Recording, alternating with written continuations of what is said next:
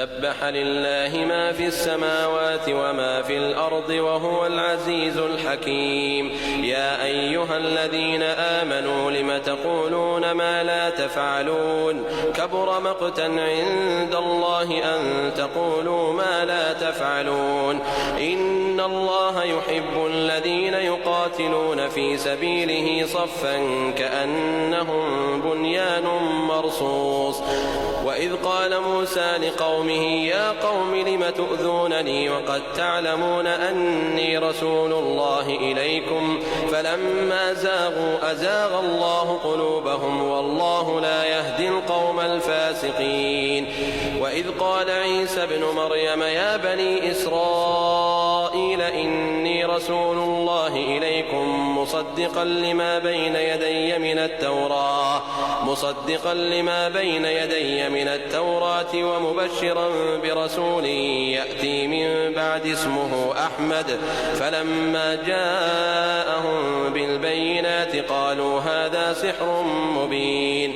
ومن أظلم ممن افترى على الله الكذب وهو يدعى إلى الإسلام والله لا يهدي القوم الظالمين. يريدون ليطفئوا نور الله بأفواههم والله متم نوره ولو كره الكافرون.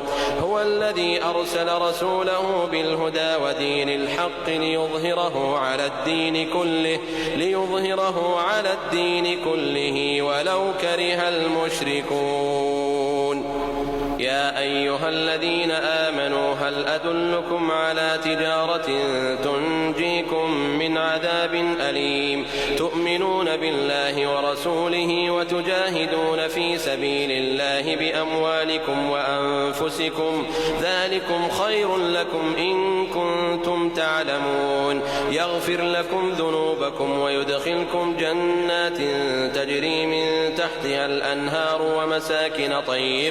ومساكن طيبة في جنات عدن ذلك الفوز العظيم. وأخرى تحبونها نصر من الله وفتح قريب وبشر المؤمنين. يا أيها الذين آمنوا كونوا أنصار الله كما قال عيسى ابن مريم للحواريين من أنصاري إلى الله قال الحواريون نحن أنصار الله. فآمنت طائفة من بني إسرائيل وكفرت طائفة فأيدنا الذين آمنوا على عدوهم فأصبحوا ظاهرين.